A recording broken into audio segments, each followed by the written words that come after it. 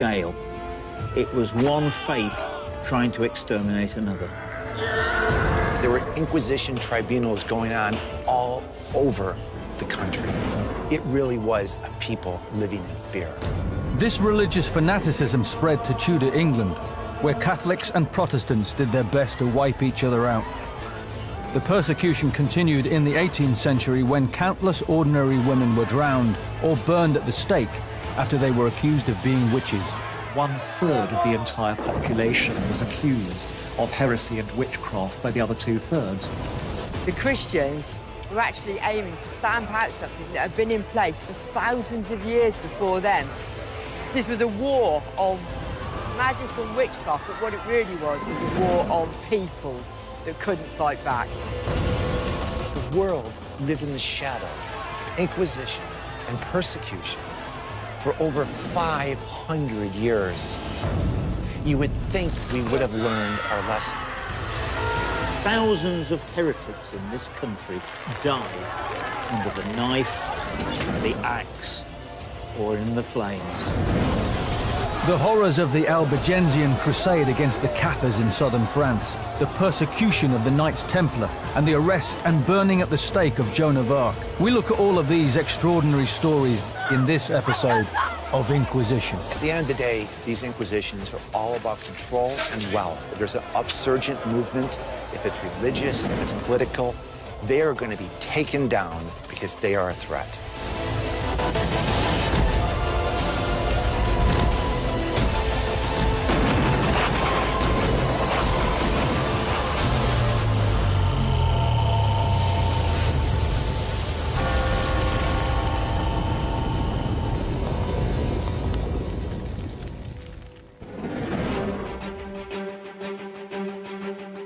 The early years of the 13th century were dominated by two great religious power bases.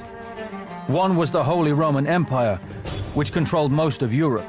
The other was the Islamic Empire, which controlled Arabia, Palestine, and southern Spain. It was a time of conflict and war between the East and the West.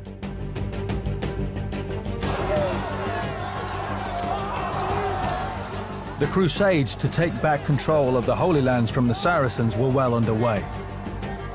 This was an age of boiling religious fervor, and the Holy Roman Empire was determined to rid its lands of anyone who challenged its beliefs or dared to oppose its authority. Those that did were branded as heretics. In the year 1208, Pope Innocent III launched a crusade against a radical sect of Christians based in the Languedoc area of southwest France. They were called the Cathars. The Cathars were a bunch of way-out Christians who hung out in southwestern France at the end of the 12th century. We're talking around 1180, 1190. And their basic belief is there is a good, true God, but he didn't make the world. To them, the explanation for why the world is so screwed up is it was made by a wrong God, a lesser God, and we are his imperfect creations. So the best thing anybody can want to do is get out of the world and get up to heaven, to the true God.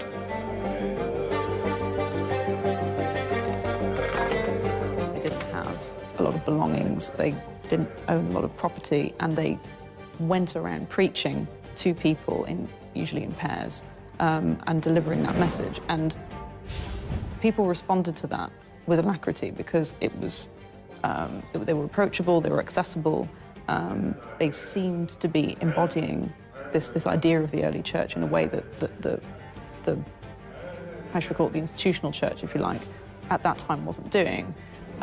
So one of the problems that the church had, and one of the reasons that they found these groups alarming, was that they presented a kind of competition. The biggest difference between Cathars and Rome is that the Cathars had a religious belief system that they were devout to. It wasn't about profit, it wasn't about power, it was about what they believed was the purest way to reach their God.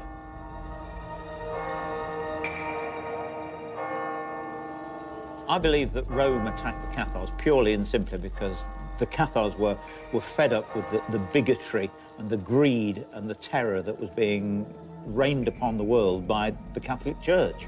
They had slightly different views on religion. They didn't believe in purgatory. They didn't believe in celibacy. They hated killing. And purely and simply, the Catholic Church was starting to lose a little bit of ground, and so they decided the only way to do something about it was to slaughter them, to kill them, which is what they did, in great numbers.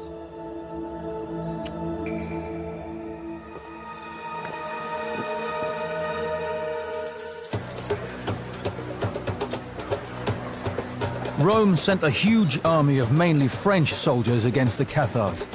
Its goal was simple: to destroy them completely and to seize their assets.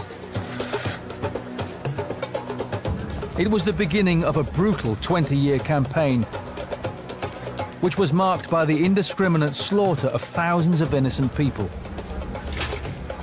This was ethnic cleansing on a grand scale. Historian Andrew Goff has spent years researching and investigating the persecution of the Cathars and the mercenary army behind it. It's important to remember that the Inquisition army was not a foreign force. No, they were actually comprised entirely of French troops who belonged to the barons and lords of Catholic northern France. So these northern crusaders would have been happy to come down and beat up on these southern heretics. But let me tell you the real reason for this crusade. The truth is, they wanted to acquire new lands. Their motivation was simple. They wanted to line their own pockets.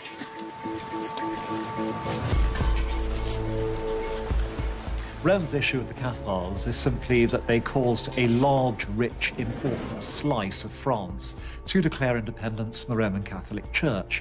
Now, the Roman Catholic Church was getting used to heretics, but they usually hang out in mountain valleys or secret meetings. This is an open rebellion or the secession of a very important bit of territory from the Church. So the Pope and his friends thought about it for a moment and declared war on them.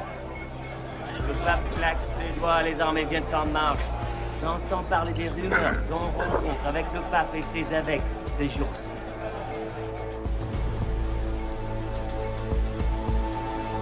In July 1209, Rome's army arrived outside the hilltop city of Béziers.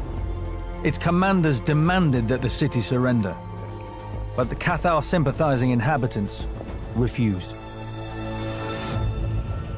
What happened next would go down as one of medieval history's most ruthless and cruel acts. In a single day, almost the entire population of Béziers was slaughtered, and the city was razed to the ground.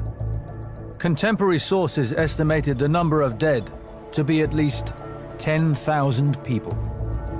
The bloody stain of the massacre at Béziers remains to this very day. So imagine the scene. 21st of July, 1209. A huge army, some say 30,000 soldiers, amassed in the fields behind me, outside of the city walls. Inside, the 10,000 residents of Béziers are protected by only a couple hundred soldiers of the local lords and barons who are faithful to the Cathars. The bishop fears retaliation. He fears a slaughter. He attempts to negotiate. The inquisitors want him to give up the city's heretics. They give him a list of 222 people accused of heresy, mostly Cathars, but the city refuses to comply.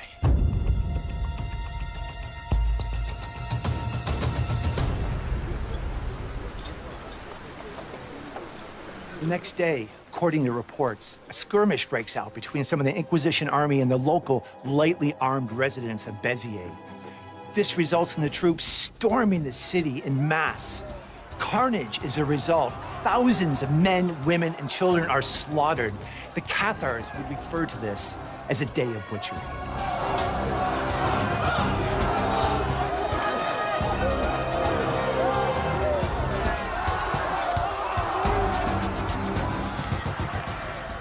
The sack of Béziers is the first great atrocity of the crusade against the Cathars, and it was utterly shocking because until now, towns change hands, but they're good bits of real estate with useful people inside, so you try not to damage them too much.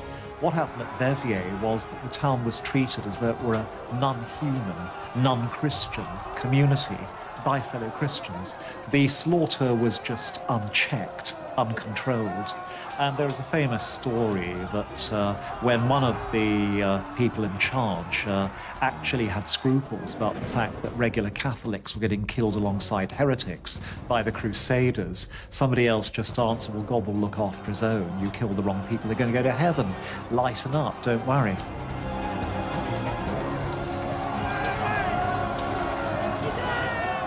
About 20 years later, a local historian has this account of the attack. When they discovered from the admissions of some of them that there were Catholics mingled with the heretics, they said to the abbot, "Sir, what shall we do? For we cannot distinguish between the faithful and the heretics." The abbot replied, "Kill them all, for the Lord knoweth them that are his."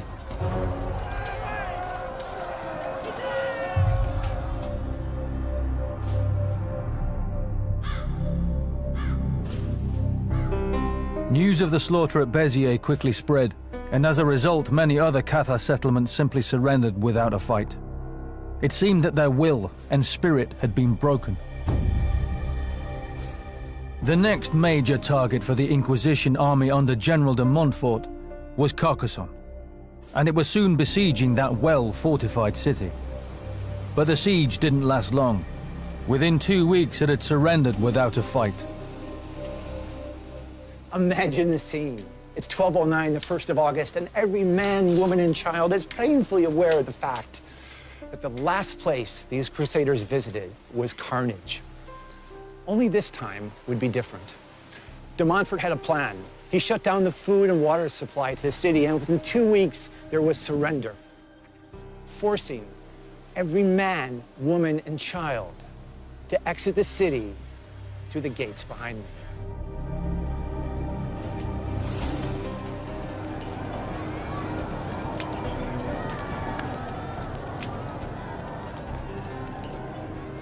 Rome went after the Cathars because they believed in the wrong religion. And to Rome, that's not only an insult, but diminishes the glory of the true God. If you don't go after these guys, then you're not actually a true Christian.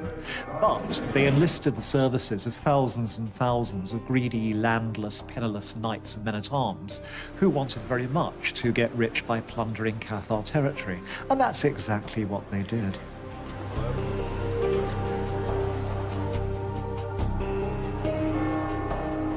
After the surrender of mighty Carcassonne, other Cathar towns in the region also quickly fell. Albi, Castle Nordery, Fanjo, all surrendered to Rome's army. It's not surprising at all that Carcassonne surrendered without any scuffle whatsoever. There was no slaughter, there was no battle. What happened at Béziers sent a loud and clear message throughout the entire region. Renounce your faith or prepare to die.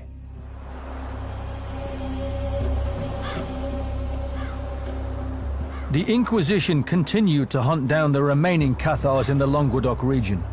Eventually, most sought refuge in the remote but imposing hilltop castle at Montségur. It was perched high up in the Midi-Pyrenees. It had good supply lines, and it was virtually impossible to attack. Basically, the Cathars had been hounded, to say the least, but they got themselves a base in a place called the Château de Montségur, and they literally holed up there. It was their last bastion, for want of a better word, and they ran the Cathar church from there, and something like 10,000 troops were actually sent to besiege the chateau.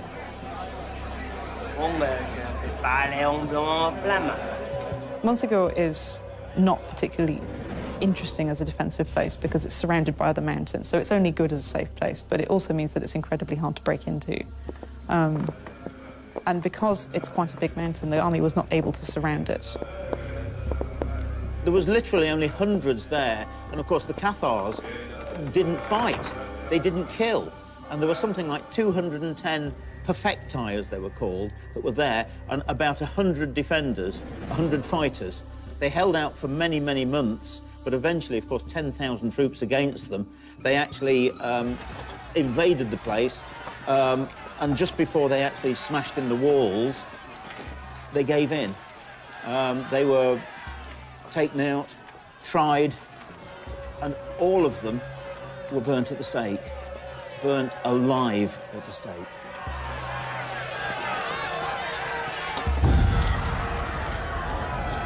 On March 16th, 1244, the remaining Cathars were led down the mountain into the pyre that was constructed by the Inquisition army. And there, they voluntarily martyred themselves in the flames.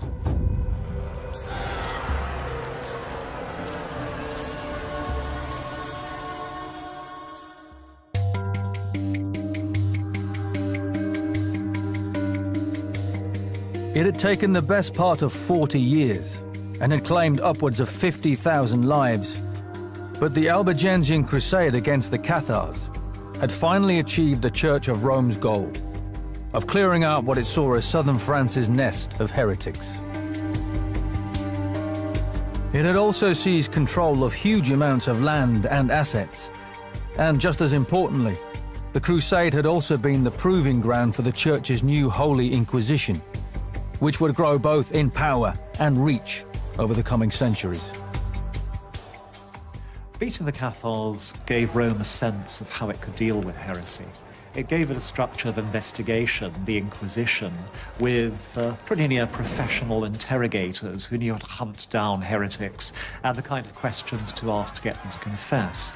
And also gave them this fallback position, that if anything went seriously wrong, they could simply declare a crusade against other sorts of Christian, as opposed to non-Christians, which had been the usual target of a crusade hitherto.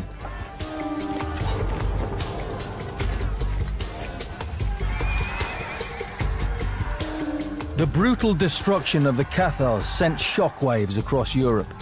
It had proved just how powerful Rome's forces were and how far it would go to destroy what it considered to be heresy. And to Rome, a heretic was simply anyone who dared to oppose it. The Catholic Church was terrified of anyone who had unorthodox views, which was in their eyes.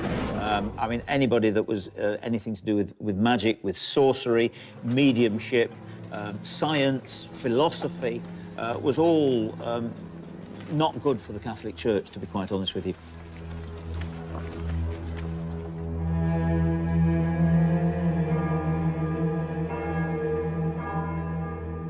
In Rome, it was clear that the Holy Inquisition was an efficient way to do away with any challenges to its authority and doctrine.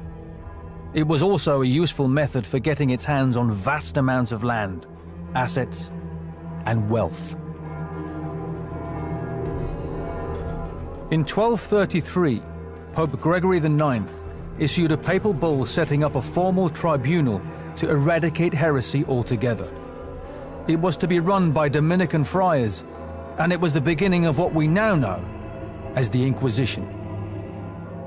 The Inquisition, as such, is a branch of the church which is staffed by experts, and the experts are Dominican monks. They look a bit creepy to modernize because they wear black habits and cowls, and they are trained to be able to detect wrong belief. They're very good at doing it. They're not necessarily nasty people. If you examine the characters, some of them are really quite warm-hearted, but their sacred duty is to rescue Christians from soul-destroying beliefs. À genoux devant le Rey Christ, vers le bas. Je dis vers le bas. Tribunal would work by an inquisitor or two inquisitors arriving in a region and announcing a general sermon where he would call all the populace in a town or village to hear him deliver a sermon in which he would announce his intention to carry out an inquisition. He would remind them of his powers, and he would announce a period of grace, during which time people could come to him and tell him about things that they knew about heresy, and in return receive a mitigated sentence for anything they might have done wrong. Vous avez été accusé du crime d'hérésie et de blasphème. Association avec les démons et de nier la Trinité.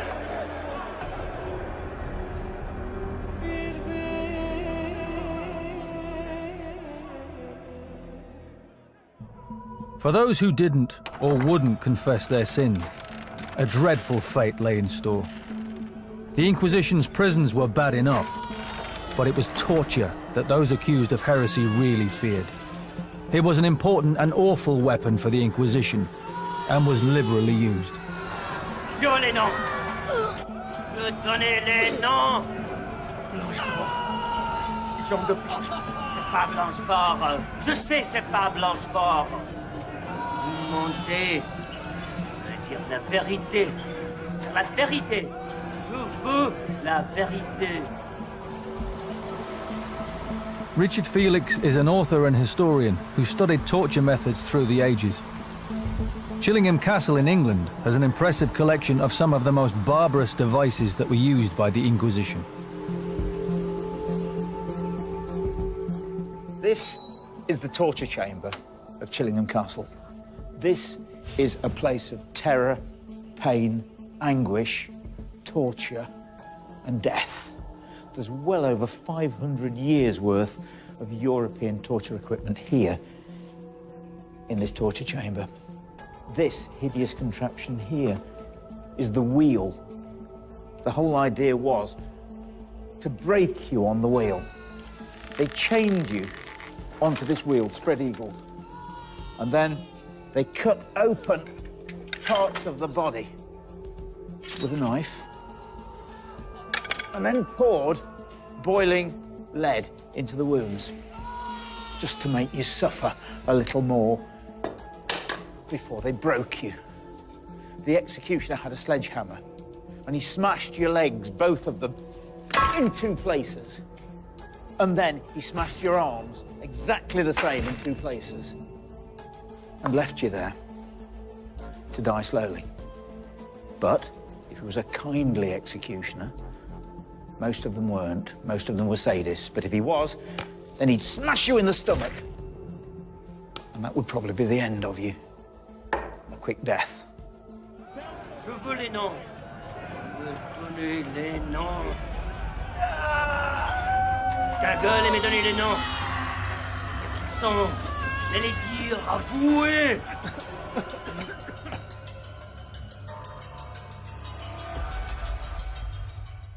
Onwards here to the strappado. This was the main implement of torture during the Inquisition. Your hands were tied behind your back. This noose was tied around your arms, and you were then hoisted up onto a beam. Huge weights were then attached to your legs, and they left you there with the weight dragging you down, stretching the arms higher and higher, waiting for you to confess to your heresy. If you didn't confess, then the executioner let you drop, but stopped it before you touched the ground. And of course, the jolt would tear sinews and probably dislocate your shoulders. Then you probably would confess. The records of the Inquisition imprisonment and torture in southern France are available to scholars today. Professor Peter Biller of York University has discovered the story of one particular man who confessed his crimes after he was subjected to the horrors of the rope and pulley. He confessed in January 1311. There's a summary of his confession, and at the end it's noted that he committed all of these things in the year and a half before he was captured, and he did not wish to confess about these things until he was held in prison et in corda levatus aliquantulum, this is the Latin, and raised in the cord aliquantulum a little bit. So we have here the first in the Inquisition of Languedoc, the first very precise specification of a person and the fact of torture, and also the mode of torture, because this is the mode where someone's hands were tied behind their back. The rope was then thrown over a beam, and they were hauled up, and sometimes weights attached to them.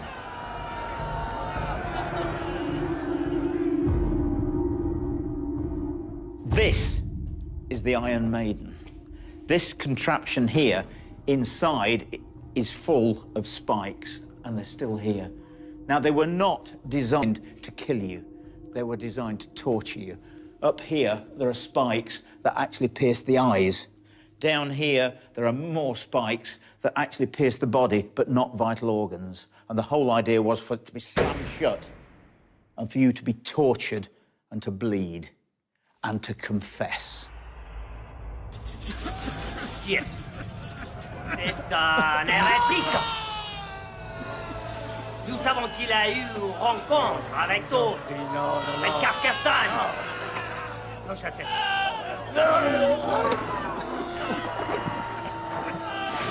Avouez vos péchés, vous serez torturé bien pire que ça. Avouez. L'âme sera sauvegardée. Hein? Non, non.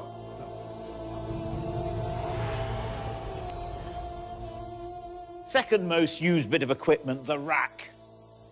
Basically, you were laid as this poor guy is here, on the rack. Ropes here. Your hands put through them. And then down here, exactly the same. The ropes tied around your feet. And then they would start, very gently at first, to turn the pulleys. You can almost imagine the sinews starting to stretch as you were pulled more and more. Je veux les noms. Allez à notre tour de rouleau. Silence. Donnez les noms. I think you have to remember that there were tens of thousands of people who were being accused right, left, and center, and most of them were innocent. I mean, there were Inquisition tribunals going on all over the country. It really was a people living in fear. Not only were the inquisitors hunting down heretics, they were also keen to seize their written material. They suspected that there were large numbers of secret libraries containing ancient pagan texts and manuscripts, which were considered contrary to church doctrine. In many cases, these libraries were hidden away inside monasteries and castles, as it was only the clergy and the nobility that could actually read and write. Mostly when the Inquisition hunts books, it hunts them under people's beds or in their cellars and their rafters, hidden in their houses. But also it needs to keep an eye on monasteries, because monasteries are the libraries of the time. Really, they and cathedrals are the only places that have the storage space and the literacy to handle that. And it's a really difficult problem of what you do with a monastery library if you've got heretical books in it. I mean, do you keep them so the right kind of person can inform themselves on what these horrid heretics believed, or do you annihilate them completely so the heresy is gone for good? It's a tough question. It was bad enough to have heretical thoughts and to be a heretic, but to actually have things written down was, of course, even worse, because it could be passed down from generation to generation. So the inquisitors were literally hunting down books that had any text in them that was not going along the lines of the Catholic Church. Whole libraries were actually investigated, some closed down, and hundreds of books were burnt. Inquisitors do go after books, and they know perfectly well that books are forever if they're properly kept.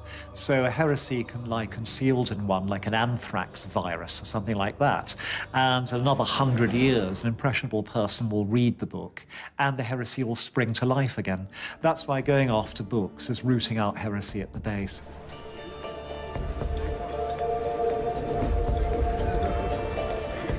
With Cathar heresy largely wiped out in southern France, the Inquisition turned its attention to the Knights Templar.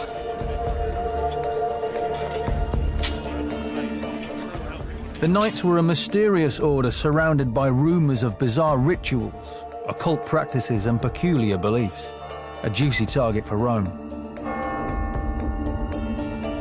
With the help of the French king, the Inquisition accused the Knights Templar of devil worship and of defiling the cross during their secret ceremonies.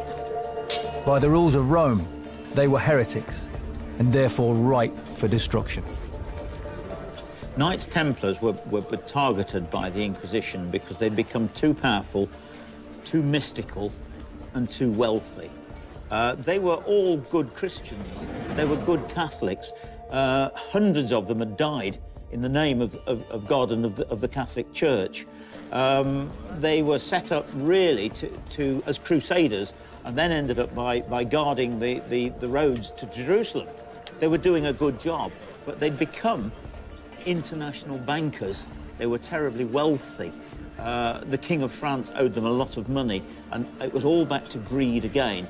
And basically, they were targeted, saying that they'd become bad Christians, they were heretics, they were practicing homosexuality, and basically, it was purely and simply greed. The King of France and the Catholic Church wanted their money.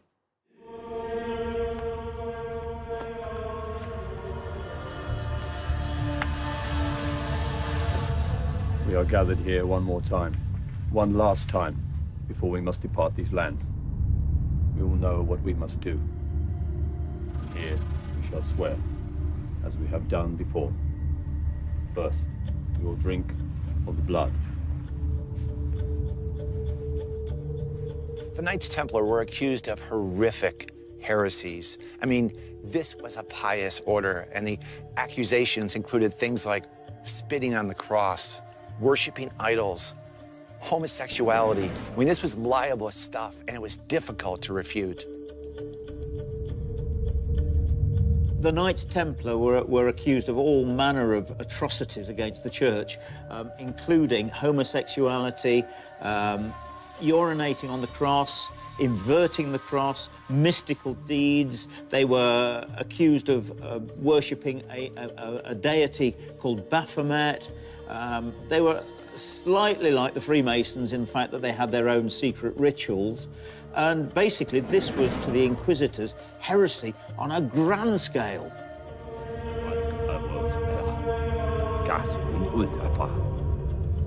Oh, praise Baphomet. Praise Baphomet. The person who takes out the Knights Templar is Philip the Handsome of France, and we can never get inside his head and know why he did it. It's absolutely certain the Templars are underemployed, incredibly rich and politically powerful. So the King of France doesn't have a use for them at all, but he has a wonderful use for all their cash and their lands.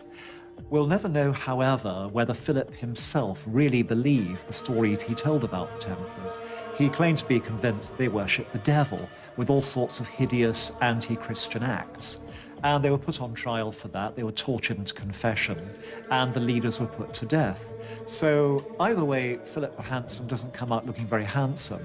He's either a demented religious bigot who believes in lies which no credible historian has ever endorsed, or he's utterly unscrupulous and framing a bunch of innocent people in order to steal their cash. Either way, it's a horror story.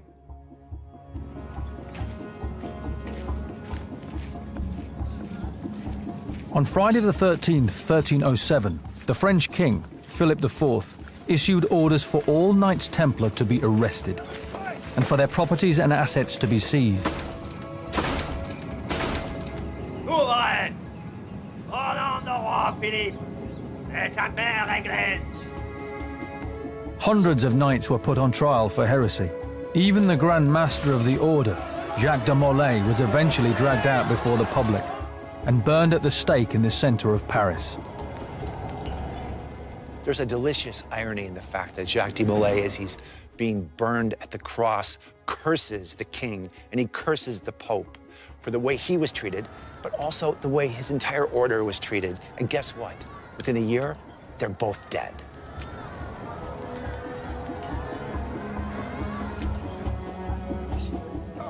With the Templars now out of the way, the Inquisition carried on with its ruthless elimination of heresy throughout France. On the 4th of April 1323, hundreds of heretics were burned alive in the city of Carcassonne, the very place where the Cathars had been besieged more than 100 years before. The original notes of the Inquisitors have survived down through the centuries, and they make for fascinating, if gruesome, reading. We actually have a contemporary account of one of these burnings here in Carcassonne.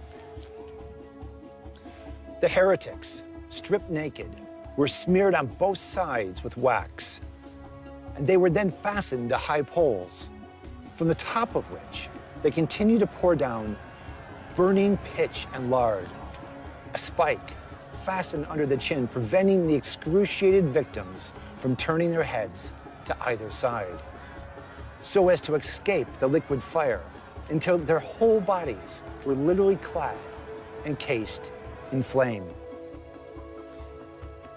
A brutal scene, to say the least. You can imagine right here what a spectacle it would have been. And it would have served two purposes.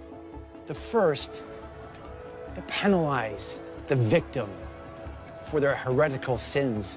But the second, to send a strong message to the hundreds and thousands of people who would have witnessed the spectacle. This is your fate too, if you are also a heretic. It's often thought the threat of being burned is enough to get people to confess, but if you confess, you might get burned. Now, it depends where you are.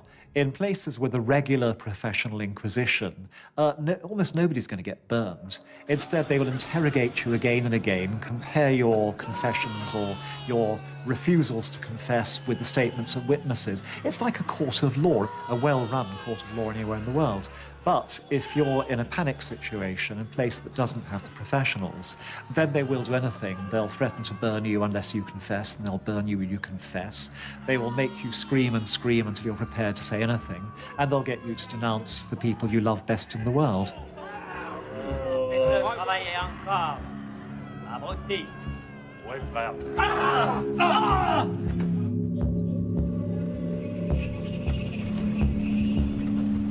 With most of France now submitted to its will, the Inquisition was to claim one other famous victim. She was Joan of Arc, the Maid of Orleans, who was born a peasant girl in what is now eastern France. Convinced she was blessed with divine guidance, Joan rose to lead the French army to several important victories over the English during the 100 Years' War.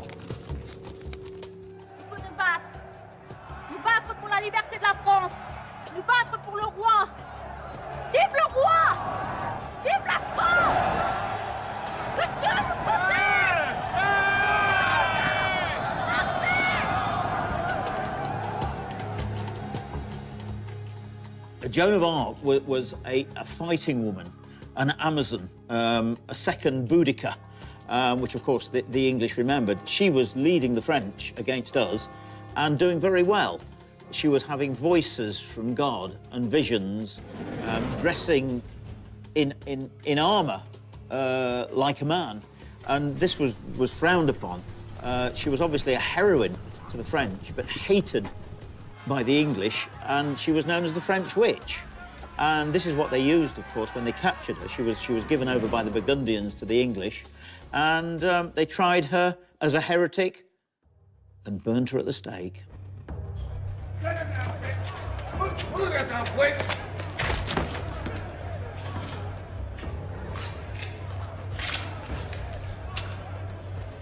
Arc will be brought before this court in the eyes of God to answer the charge of heresy. You did take up arms against your rightful king and did appear in public dressed as a man. You also claim to have heard the voices of demons and familiars. You are hereby charged as a heretic. How plead you to these charges? I do not recognize the authority of this court. Silence! So there's a sort of irony here that this woman, this heroine, was obviously tried by the English as a heretic, and yet she was getting voices from somewhere, and the English wanted to get rid of her. And so the best way of doing it was to brand her a witch and a heretic and burn her at the stake. Joan of Arc, by the powers vested in me by this court, I do declare you guilty of the charge of heresy. What say you indeed to the court? I do not recognize the authority of this taken away to a place of execution, where you should be burnt at the stake, and your ashes spread on unhallowed ground. Take them away.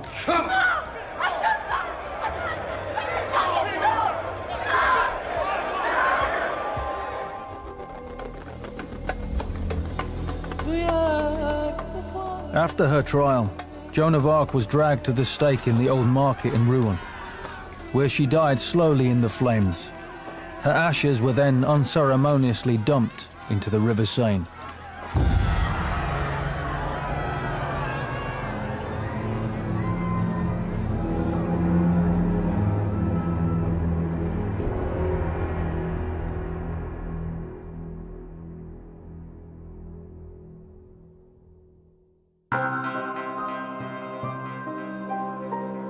By the end of the 15th century, the Inquisition had ravaged most of France and northern Europe. These were now lands gripped by fear, ruthlessly controlled by the Pope and the Church in Rome, and policed by roving Inquisition tribunals supported by armed troops. Hardly a city or major town escaped a visit from the dreaded Dominicans. But if the heretics had been beaten and largely defeated, they didn't disappear altogether. They simply went underground. The Albigensian Crusade wasn't really that successful in broad terms. It did a lot to put a dent in heresy because it just killed a lot of people. It also killed a lot of people who weren't heretics, and so it also did a lot to kind of reinforce a Southern identity. You have to wonder if the Pope and his advisors actually said, you know, this whole crusade, this whole Inquisition, that worked really well in France. And guess what? We have upstarts in Spain. Let's do it again. And that's exactly what they did.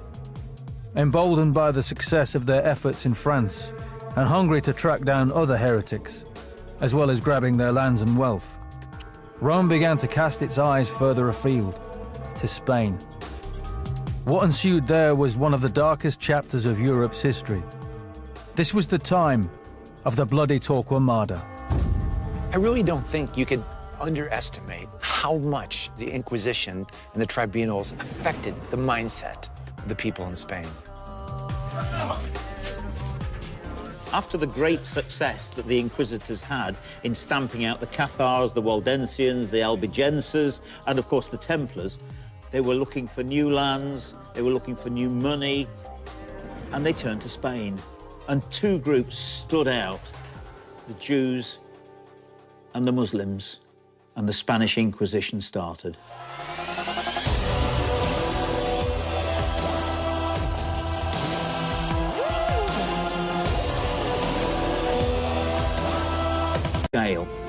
It was one faith trying to exterminate another. There were Inquisition tribunals going on all over the country. It really was a people living in fear. This religious fanaticism spread to Tudor England, where Catholics and Protestants did their best to wipe each other out. The persecution continued in the 18th century when countless ordinary women were drowned or burned at the stake after they were accused of being witches. 1/3 of the entire population was accused of heresy and witchcraft by the other 2/3. The Christians were actually aiming to stamp out something that had been in place for thousands of years before them. This was a war of magic and witchcraft, but what it really was a war of people that couldn't fight back. The world lived in the shadow of Inquisition and persecution for over 500 years. You would think we would have learned our lesson. Thousands of heretics in this country died under the knife, the axe, or in the flames. The horrors of the Albigensian Crusade against the Cathars in southern France, the persecution of the Knights Templar, and the arrest and burning at the stake of Joan of Arc. We look at all of these extraordinary stories in this episode of Inquisition. At the end of the day, these Inquisitions are all about control and wealth. If there's an upsurgent movement, if it's religious, if it's political, they are going to be taken down because they are a threat. And so they decided the only way to do something about it was to slaughter them, to kill them, which is what they did, in great numbers.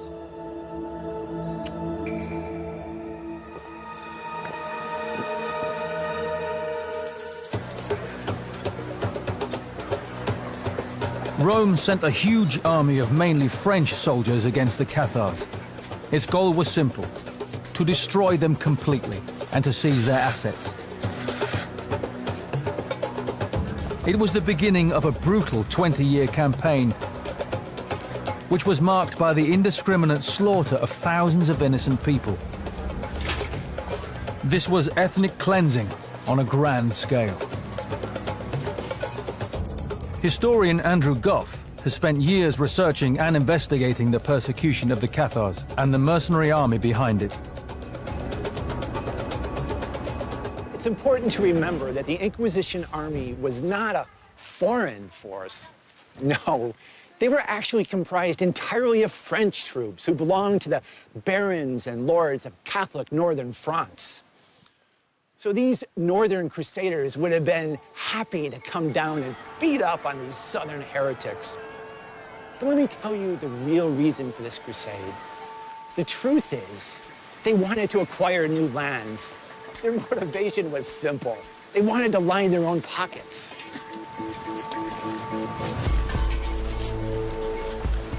Rome's issue with the Cathars is simply that they caused a large, rich, important slum.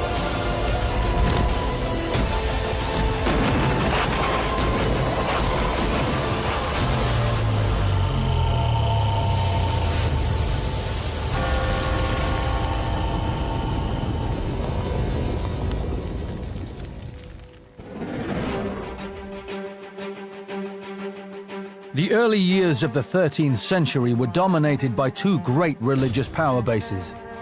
One was the Holy Roman Empire, which controlled most of Europe.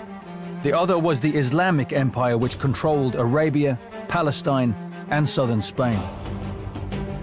It was a time of conflict and war between the East and the West.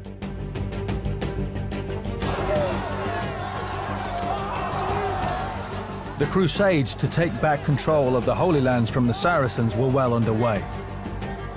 This was an age of boiling religious fervor, and the Holy Roman Empire was determined to rid its lands of anyone who challenged its beliefs or dared to oppose its authority. Those that did were branded as heretics. In the year 1208, Pope Innocent III launched a crusade against a radical sect of Christians based in the Languedoc area of southwest France. They were called the Cathars. The Cathars were a bunch of way-out Christians who hung out in southwestern France at the end of the 12th century. We're talking around 1180, 1190. And their basic belief is there is a good, true God, but he didn't make the world. To them, the explanation for why the world is so screwed up is it was made by a wrong god, a less of France, to declare independence from the Roman Catholic Church. Now, the Roman Catholic Church was getting used to heretics, but they usually hang out in mountain valleys or secret meetings. This is an open rebellion or the secession of a very important bit of territory from the Church. So the Pope and his friends thought about it for a moment and declared war on them. Le pape claque ses doigts, les armées viennent en marche. J'entends parler des rumeurs qu'on rencontre avec le pape et ses évêques ces jours-ci.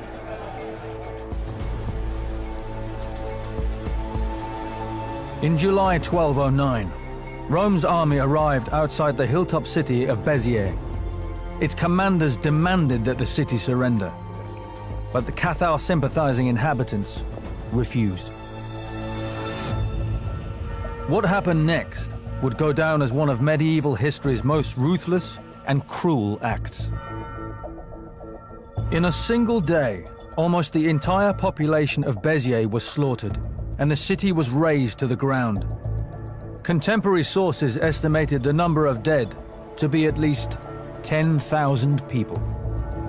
The bloody stain of the massacre at Béziers remains to this very day. So imagine the scene. 21st of July, 1209. A huge army, some say 30,000 soldiers, amassed in the fields behind me, outside of the city walls. Inside, the 10,000 residents of Béziers are protected by only a couple hundred soldiers of the local lords and barons who are faithful to the Cathars. A God, and we are his imperfect creations. So the best thing anybody can want to do is get out of the world and get up to heaven to the true God.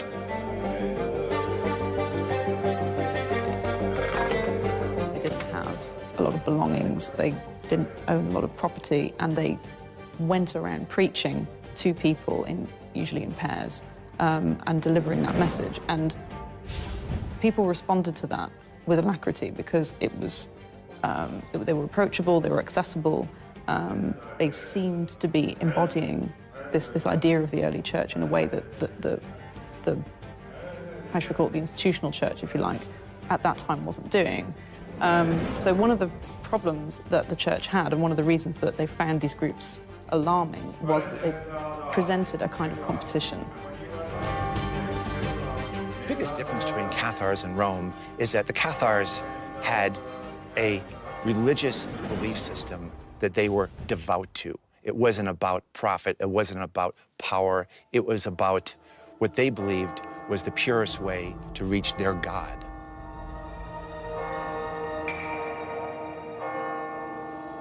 I believe that Rome attacked the Cathars purely and simply because the Cathars were fed up with the bigotry and the greed and the terror that was being rained upon the world by the Catholic Church.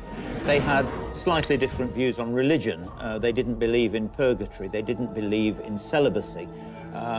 They hated killing. And purely and simply, the Catholic Church was starting to lose a little bit of ground.